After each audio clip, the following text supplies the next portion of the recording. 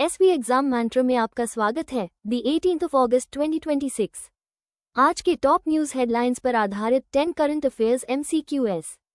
हर question का answer सोचिए, फिर फैक्चुअल एनालिसिस से वेरीफाई करिए। शुरू करते हैं। अगला टॉपिक, राजव्यवस्था। क्वेश्चन 1, इंडियन पॉलिटी और कॉन्स्टिट्यूशन। एलिमिनेशन लॉजिक लगाइए। सूचना का अधिकार अधिनियम 2005 से संबंधित दूसरी अपीलों और शिकायतों की सुनवाई के लिए कौन सा वैधानिक निकाय जिम्मेदार है? ऑप्शन अ, राष्ट्रीय मानवाधिकार आयोग। ऑप्शन बी, केंद्रीय सूचना आयोग। ऑप्शन सी, भारत के नियंत्रक एवं महालेखा परीक्षक। ऑप्शन डी, भारत का सर्वोच्च न्यायालय। आंसर है ऑप्शन बी, केंद्रीय सूचना आयोग। नीचे दिया गया एनालिसिस इस आंसर की फैक्चुअल बेसिस एक्सप्लेन करता है। केंद्रीय सूचना आयोग, सेंट्रल इंफॉर्मेशन कमीशन CIC, सूचना का अधिकार अधिनियम 2005 से संबंधित मामलों के लिए अंतिम अपीलीय प्राधिकारी है और दूसरी अपील और शिकायतों की सुनवाई के लिए उत्तरदायी है। राष्ट्रीय मानवाधिकार आयोग मानवाधिकारों के उल्लंघन से संबंधित मामलों से संबंधित है। भारत के नियंत्रक एवं महालेखा परीक्षक सरकारी लेखाओं का लेखा परीक्षण करते हैं। भारत का सर्वोच्च न्यायालय सर्वोच्च न्यायिक निकाय है। एग्जाम फैक्ट, केंद्रीय सूचना आयोग CIC का गठन सूचना का अधिकार अधिनियम 2005 के तहत किया गया था। यह नागरिकों के लिए सूचना तक पहुंच को सुगम बनाकर शासन में पारदर्शिता और जवाबदेही सुनिश्चित करने में महत्वपूर्ण भूमिका निभाता है। Exam blueprint. पहला पॉइंट, केंद्रीय सूचना आयोग, सेंट्रल इंफॉर्मेशन कमीशन CIC, सूचना का अधिकार अधिनियम 2005 से संबंधित मामलों के लिए अंतिम अपीलीय प्राधिकारी है और दूसरी अपील और शिकायतों की सुनवाई के लिए उत्तरदायी है। दूसरा पॉइंट, केंद्रीय सूचना आयोग CIC का गठन सूचना का अधिकार अधिनियम 2005 के तहत किया गया था। यह नागरिकों के लिए सूचना तक पहुंच को सुगम बनाकर शासन में पारदर्शिता और जवाबदेही सुनिश्चित करने में महत्वपूर्ण भूमिका निभाता है। रक्षा। ध्यान दें। क्वेश्चन 2, डिफेंस और सिक्योरिटी। चारों ऑप्शंस पढ़कर आंसर चुनिए। निम्नलिखित में से कौन सी सेवा मुख्य रूप से भारत में रक्षा भूमि और छावनियों के प्रबंधन के लिए जिम्मेदार है? ऑप्शन अ, भारतीय आयुध कारखाना सेवा। ऑप्शन बी, भारतीय रक्षा संपदा सेवा। ऑप्शन सी, भारतीय सिविल लेखा सेवा। ऑप्शन डी, भारतीय विदेश सेवा। करेक्ट आंसर है ऑप्शन बी, भारतीय रक्षा संपदा सेवा। अब देखते हैं कि यही आंसर सही क्यों है और बाकी ऑप्शंस क्यों नहीं। भारतीय रक्षा संपदा सेवा आइड्स रक्षा मंत्रालय के अधीन एक केंद्रीय समूह सिविल सेवा है जो विशेष रूप से रक्षा भूमि और छावनियों के प्रबंधन के लिए जिम्मेदार है। भारतीय आयुध कारखाना सेवा IOFS आयुध कारखानों के प्रबंधन की देखरेख करती है। भारतीय सिविल लेखा सेवा ICAS सरकारी लेखा और वित्तीय प्रबंधन का कार्य करती है। भारतीय विदेश सेवा IFS भारत के विदेश मामलों के लिए जिम्मेदार है। एग्जाम फैक्ट, रक्षा मंत्रालय छावनियों और सैन्य स्टेशनों दोनों से मिलकर बने एक विशाल संपत्ति का प्रबंधन करता है, जिसमें भूमि प्रबंधन की देखरेख रक्षा संपदा महानिदेशालय करता है। छावनियां अद्वितीय नागरिक सैन्य टाउनशिप हैं जो छावनी अधिनियम 2006 के तहत प्रशासित हैं। Exam blueprint. पहला पॉइंट, भारतीय रक्षा संपदा सेवा आइड्स रक्षा मंत्रालय के अधीन एक केंद्रीय समूह सिविल सेवा है जो विशेष रूप से रक्षा भूमि और छावनियों के प्रबंधन के लिए जिम्मेदार है।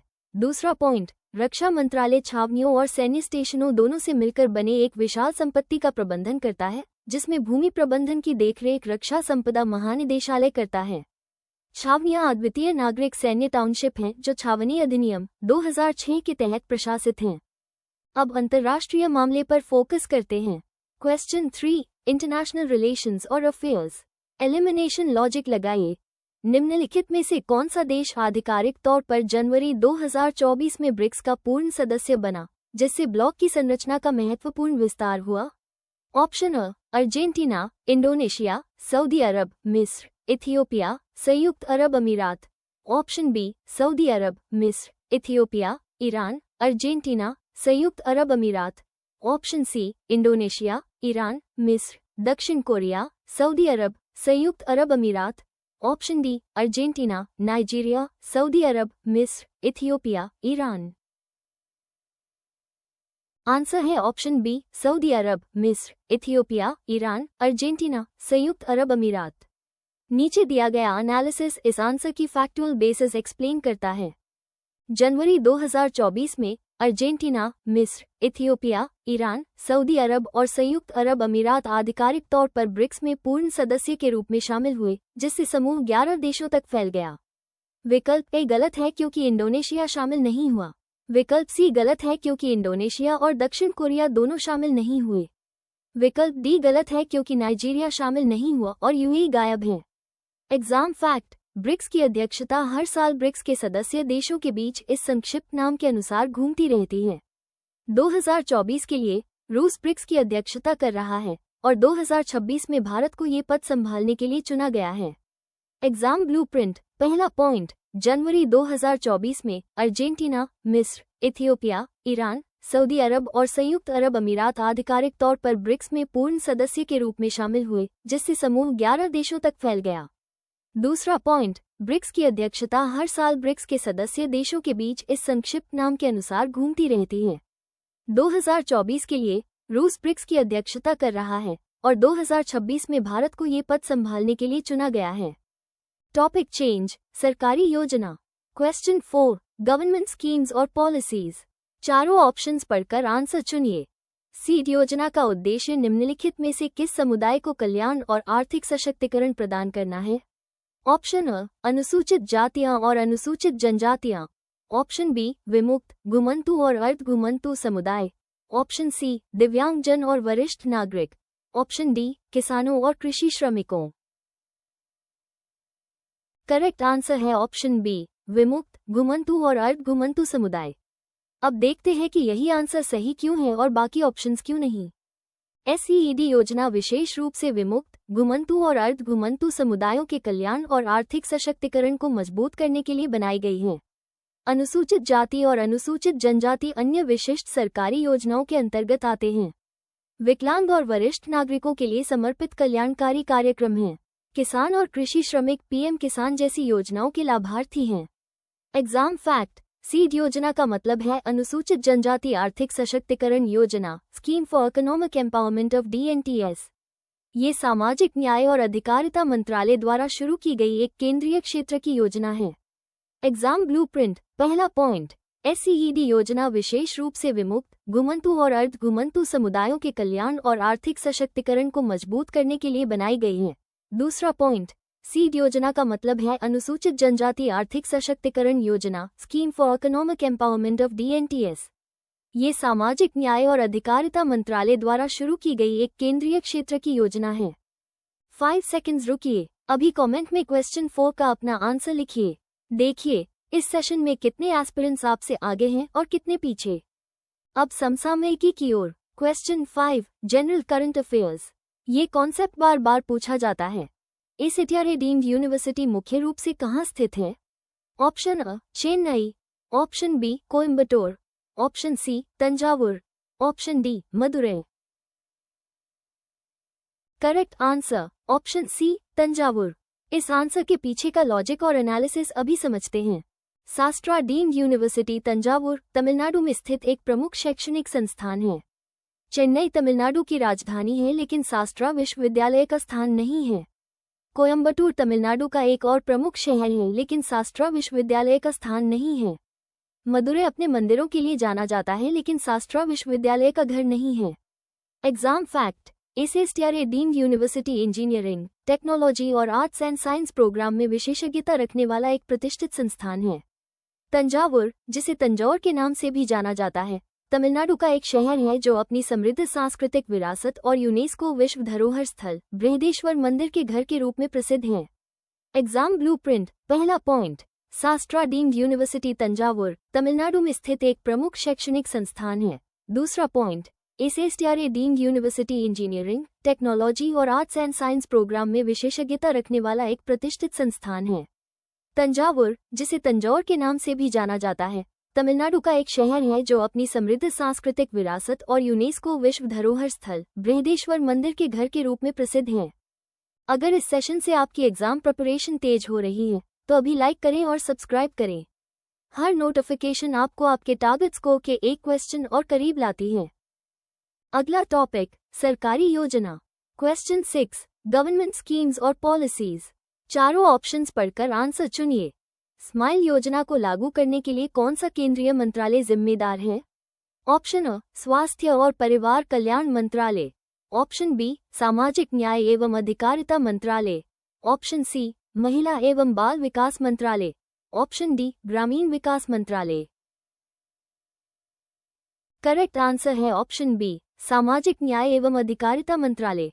अब देखते हैं कि यही आंसर सही क्यों है और बाकी ऑप्शंस क्यों नहीं। स्माइल आजीविका और उद्यम के लिए हाशिए पर रहने वाले व्यक्तियों के लिए समर्थन योजना सामाजिक न्याय और अधिकारिता मंत्रालय द्वारा शुरू की गई एक केंद्रीय क्षेत्र की योजना है। स्वास्थ्य और परिवार कल्याण मंत्रालय स्वास्थ्य सेवाओं पर ध्यान केंद्रित करता है। महिला एवं बाल विकास मंत्रालय मुख्य रूप से महिलाओं और बच्चों से संबंधित मुद्दों को संबोधित करता है। ग्रामीण विकास मंत्रालय ग्रामीण क्षेत्रों और गरीबी उन्मूलन पर ध्यान केंद्रित करता है। एग्जाम फैक्ट: स्माइल योजना का उद्देश्य ट्रांसजेंडर व्यक्तियों और भिखारियों के लिए कल्याणकारी उपाय प्रदान करना है, जिससे समाज में उनकी गरिमा और समावेश सुनिश्चित हो सके। यह एक व्यापक योजना है जिसमें भिक्षावृत्ति में लगे व्यक्तियों के लिए व्यापक पुनर्वास हेतु केंद्रीय क्षेत्र योजना और ट्रांसजेंडर व्यक्तियों का व्यापक पुनर्वास के लिए उप योजनाएं शामिल हैं। Exam blueprint. पहला पॉइंट, स्माइल आजीविका और उद्यम के लिए हाशिए पर रहने वाले व्यक्तियों के लिए समर्थन योजना सामाजिक न्याय और अधिकारिता मंत्रालय द्वारा शुरू की गई एक केंद्रीय क्षेत्र की योजना है। दूसरा पॉइंट, स्माइल योजना का उद्देश्य ट्रांसजेंडर व्यक्तियों और भिखारियों के लिए कल्याणकारी उपाय प्रदान करना है, जिससे समाज में उनकी गरिमा और समावेश सुनिश्चित हो सके। यह एक व्यापक योजना है जिसमें भिक्षावृत्ति में लगे व्यक्तियों के लिए व्यापक पुनर्वास हेतु केंद्रीय क्षेत्र योजना और ट्रांसजेंडर व्यक्तियों का व्यापक पुनर्वास के लिए उप योजनाएं शामिल हैं। सरकारी योजना, ध्यान दें। क्वेश्चन 7, गवर्नमेंट स्कीम्स और पॉलिसीज। एलिमिनेशन लॉजिक लगाइए। कौशल विकास और उद्यमिता मंत्रालय MSDE द्वारा आयोजित कौशल मंत्रियों के क्षेत्रीय सम्मेलन का नाम क्या है? Option A, skill Sangam. Option B, Kaushal Manthan. Option सी, दक्षता संवाद। ऑप्शन डी, विकास मंच। आंसर है ऑप्शन बी, कौशल मंथन। नीचे दिया गया एनालिसिस इस आंसर की फैक्चुअल बेसिस एक्सप्लेन करता है। कौशल मंत्रियों का कौशल मंथन क्षेत्रीय सम्मेलन कौशल विकास और उद्यमिता मंत्रालय MSDE द्वारा आयोजित किया गया था। इस सम्मेलन का नाम कौशल संगम, दक्षता संवाद और विकास मंच नहीं है। एग्जाम फैक्ट: कौशल विकास और उद्यमिता मंत्रालय MSDE की स्थापना 2014 में हुई थी। इसका प्राथमिक उद्देश्य पूरे भारत में कौशल विकास पहलों का समन्वय और कार्यान्वयन करना है। Exam blueprint. पहला पॉइंट, कौशल मंत्रियों का कौशल मंथन क्षेत्रीय सम्मेलन कौशल विकास और उद्यमिता मंत्रालय MSDE द्वारा आयोजित किया गया था। दूसरा पॉइंट, कौशल विकास और उद्यमिता मंत्रालय MSDE की स्थापना 2014 में हुई थी। इसका प्राथमिक उद्देश्य पूरे भारत में कौशल विकास पहलों का समन्वय और कार्यान्वयन करना है। 7 क्वेश्चंस हो गए। अब तक कितने सही? क्वेश्चन 8 से पहले अपना रनिंग स्कोर कमेंट में डालिए। 3 क्वेश्चंस बाकी हैं, स्कोर और बेहतर हो सकता है। अब राज्य व्यवस्था पर फोकस करते हैं। क्वेश्चन 8, इंडियन पॉलिटी और कॉन्स्टिट्यूशन। चारों ऑप्शंस पढ़कर आंसर चुनिए। भारत की वर्तमान मुख्य चुनाव आयुक्त कौन है? ऑप्शन अ, Gyanesh Kumar. Option B, Rajiv Kumar. Option C, Sukhbir Singh Sandhu. Option D, Anup Chandra Pandya. Correct answer है ऑप्शन बी, राजीव कुमार। अब देखते हैं कि यही आंसर सही क्यों है और बाकी ऑप्शंस क्यों नहीं। राजीव कुमार भारत की वर्तमान मुख्य चुनाव आयुक्त हैं। ज्ञानेश कुमार एक चुनाव आयुक्त हैं। सुखबीर सिंह संधू एक चुनाव आयुक्त हैं। अनूप चंद्र पांडे चुनाव आयुक्त के पद से सेवानिवृत्त हो चुके हैं।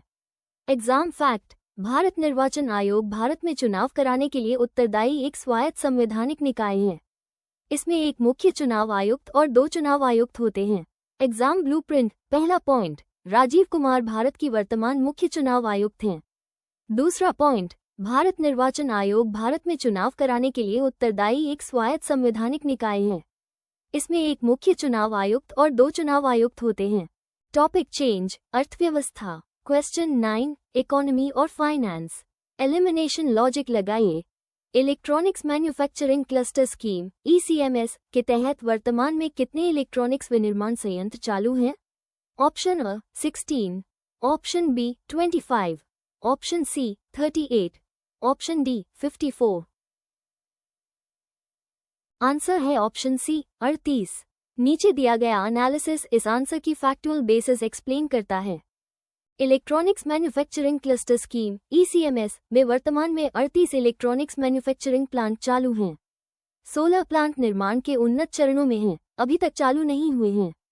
25 एक गलत संख्या है। 54 केवल चालू नहीं बल्कि चालू और निर्माणाधीन प्लांटों के योग को दर्शाता है। एग्जाम फैक्ट, ECMS जैसी सरकारी योजनाएं घरेलू विनिर्माण को बढ़ावा देने और रणनीतिक क्षेत्रों में आयात निर्भरता को कम करने के लिए महत्वपूर्ण हैं। भारत का लक्ष्य आर्थिक विकास और तकनीकी आत्मनिर्भरता प्राप्त करने के लिए इलेक्ट्रॉनिक्स विनिर्माण का एक वैश्विक केंद्र बनना है। एग्जाम ब्लूप्रिंट, पहला point, electronics manufacturing cluster scheme ECMS में वर्तमान में 38 इलेक्ट्रॉनिक्स मैन्युफैक्चरिंग प्लांट चालू हैं। दूसरा पॉइंट, ECMS जैसी सरकारी योजनाएं घरेलू विनिर्माण को बढ़ावा देने और रणनीतिक क्षेत्रों में आयात निर्भरता को कम करने के लिए महत्वपूर्ण हैं। भारत का लक्ष्य आर्थिक विकास और तकनीकी आत्मनिर्भरता प्राप्त करने के लिए इलेक्ट्रॉनिक्स विनिर्माण का एक वैश्विक केंद्र बनना है। अब अर्थव्यवस्था की ओर। क्वेश्चन 10, इकोनॉमी और फाइनेंस। ये कॉन्सेप्ट बार बार पूछा जाता है। राष्ट्रीय औद्योगिक गलियारा विकास कार्यक्रम NICDP के लिए एपेक्स मॉनिटरिंग अथॉरिटी की पदेन अध्यक्ष कौन है? ऑप्शन अ, वाणिज्य और उद्योग मंत्री। ऑप्शन बी, वित्त मंत्री। ऑप्शन सी, सड़क परिवहन और राजमार्ग मंत्री। ऑप्शन डी, रेल मंत्री। करेक्ट आंसर ऑप्शन बी, वित्त मंत्री। इस आंसर के पीछे का लॉजिक और एनालिसिस अभी समझते हैं। केंद्रीय वित्त और कॉर्पोरेट मामलों की मंत्री राष्ट्रीय औद्योगिक गलियारा विकास कार्यक्रम NICDP के लिए शीर्ष निगरानी प्राधिकरण की पदेन अध्यक्ष के रूप में कार्य करती हैं। वाणिज्य और उद्योग मंत्री औद्योगिक नीति के लिए जिम्मेदार हैं, इस विशिष्ट निगरानी प्राधिकरण के लिए नहीं। सड़क परिवहन और राजमार्ग मंत्री सड़क अवसंरचना पर ध्यान केंद्रित करते हैं। रेल मंत्री रेलवे अवसंरचना से संबंधित हैं। एग्जाम फैक्ट, राष्ट्रीय औद्योगिक गलियारा विकास कार्यक्रम NICDP का उद्देश्य विनिर्माण और आर्थिक विकास को बढ़ावा देने के लिए पूरे भारत में औद्योगिक गलियारों का विकास करना है। ये गलियारे औद्योगिक विकास को सुविधाजनक बनाने के लिए सड़कों, रेलवे, बंदरगाहों और बिजली जैसे विभिन्न बुनियादी ढांचा घटकों को एकीकृत करते हैं। एग्जाम ब्लूप्रिंट, पहला पॉइंट, केंद्रीय वित्त और कॉर्पोरेट मामलों की मंत्री राष्ट्रीय औद्योगिक गलियारा विकास कार्यक्रम NICDP के लिए शीर्ष निगरानी प्राधिकरण की पदेन अध्यक्ष के रूप में कार्य करती हैं।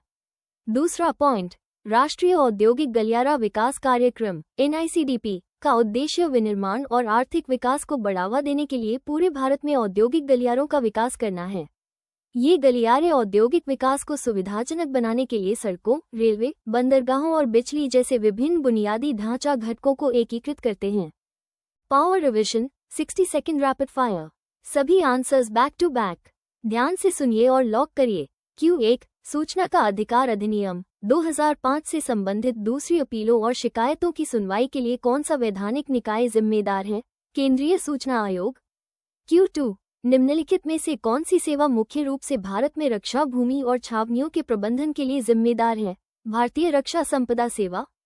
Q3, निम्नलिखित में से कौन सा देश आधिकारिक तौर पर जनवरी 2024 में ब्रिक्स का पूर्ण सदस्य बना, जिससे ब्लॉक की संरचना का महत्वपूर्ण विस्तार हुआ?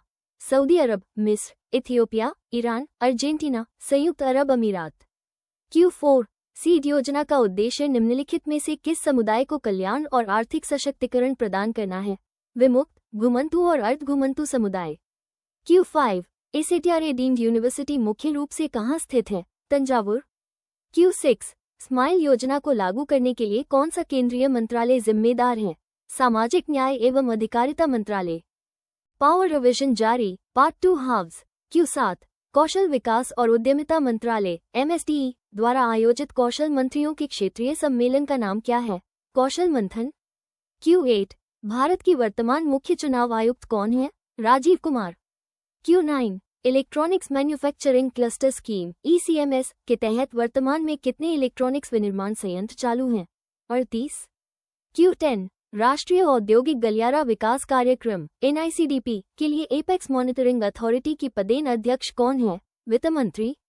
Power revision complete. जिस आंसर में डाउट था उसे एग्जाम से पहले एक बार और देखें। आज का डेली अमोल लोड हो गया। कमेंट में फाइनल स्कोर अभी डालें। वीकली टेस्ट लिखें। लाइव टेस्ट लिंक तुरंत मिलेगा। अपनी रैंक जानिए। आज की फ्री PDF टेलीग्राम पर पिन है, डिस्क्रिप्शन में लिंक है। सब्सक्राइब करें, बेल दबाएं, हर वीडियो आपको कंपटीशन से एक कदम आगे रखता है। कल इसी समय मिलते हैं।